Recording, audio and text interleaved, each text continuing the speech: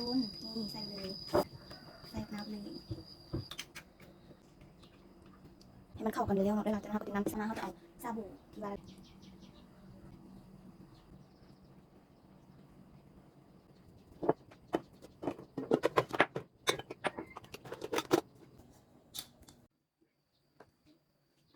คนแข็งตัวแล้วเราก็จะทำเลย